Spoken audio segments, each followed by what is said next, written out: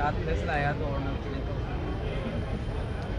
देखिए 2019 में मुलजिम राम गोपाल द्वारा अपनी पुत्री से फ़ोन करवा के जो उसके मुलजिमान जो दूसरा मृतक था उसे प्रेम प्रसंग के चलते उनको फ़ोन करके बुलाया और 22/10/2019 की रात्रि को एसआर पेट्रोल पंप से उनको अपहरण वहाँ से करवाया। अपहरण करने के बाद में उनके दोनों को अपने घर ले गया और अन्य जो मुलजिमान इसके सहयोगी थे, जो रिश्तेदार थे, जो जानकार थे, उनको बुलाया और सारी रात तार से पीट कर इनकी निर्मम हत्या कर दी।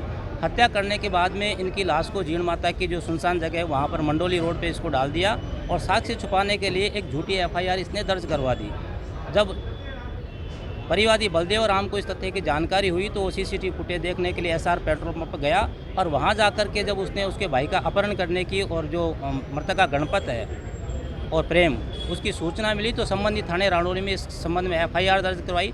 4-5 आदमियों के खिलाफ नामजद एफआईआर थी तो पुलिस ने राम गोपाल को इसमें डिटेन किया। डिटेन के बाद में राम गोपाल से जब इन्वेस्टिगेशन किया गया तो राम गोपाल ने ये सारी घटनाक्रम बताया कि भाई इस तरह से मैंने अन्य मुलजिमान हैं उनको बुलाया, एक कॉन्स्पिरेसी उन्होंने की। कॉन्स्पिरेसी करने के बाद में मृतकान का उन्होंने अपहरण किया। अपहरण करने के बाद में अपने घर लेकर के आए और घर ला करके अपनी पुत्री और जो उसका जो गणपत जो उसके साथ रहता था या उसका जो प्रेमी था उसको बड़े ही अमानवीय तरीके से मारपीट की और मारपीट करने के बाद में उनकी हत्याएं कर दी।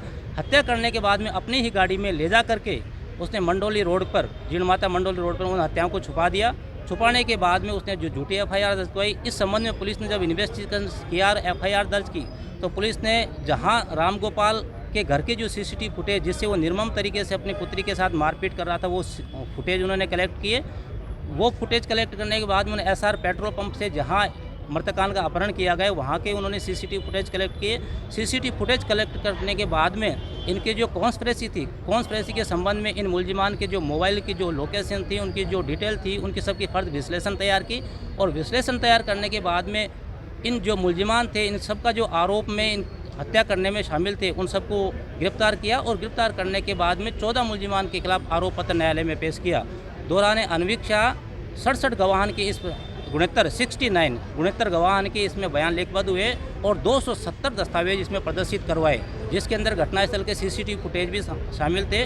दोनों पक्षों की बहस सुनने के बाद में आज माननीय न्यायालय एडीजे अपर जिला एवं सत्र न्यायाधीश क्रम संख्या 1 सीकर के विद्वान न्यायाधीश श्रीमान महेंद्र प्रताप सिंह जी बेनीवाल ने निर्णय सुनाते हुए आरोपी राम गोपाल को इस जघन्य हत्याकांड के लिए डेथ सेंटेंस दिया है, मृत्युदंड की सज़ा से दंडित किया है। जो अन्य आरोपी जो इन दोनों हत्याओं के लिए जिम्मेदार थे उनको 302, 364, 120 201, 149 सहपठित 302 में आजीवन कारावास की सज़ा से दंडित किया है और अलग अलग अर्थदंड से इनको दंडित किया है। 50,000 से लेकर के 20,000 रुपये तक अलग अलग धाराओं में इनको दंडित किया है। इसके अलावा 3 जो आरोपी थे जो घटना में शामिल थे लेकिन साक्ष्य के अभाव में उनको दोषमुक्त किया गया है, जिसके अंदर महेंद्र गुर्जर है, महेंद्र चोपड़ा है, एक छोटू राम है, जिनके खिलाफ पर्याप्त साक्ष्य नहीं आ पाई थी। इस कारण बाकी जो मुलजिमान है राम गोपाल है इसको मृत्युदंड की सज़ा से दंडित किया है। नंदलाल उर्फ नंदकार, बीरबल, सोहनलाल, मदन चांदीवाल, महादेव, संदीप गुजर, बाबूलाल उर्फ हरनेक सिंह, परशुराम, महेंद्र चौधरी, इन सभी को 302 की धाराओं में आजीवन कारावास की सज़ा से दंडित करके साथ में अर्थदंड से दंडित और किया है। माननीय न्यायालय का निर्णय विधि सम्मत है। परिवादी पक्ष और हम पूर्णतः से न्यायालय के निर्णय से संतुष्ट हैं। नाम मैं इस प्रकरण में मैंने पैरवी की परिवादी पक्ष की ओर से राजेंद्र कुमार हुड्डा एडवोकेट नाम है मेरा।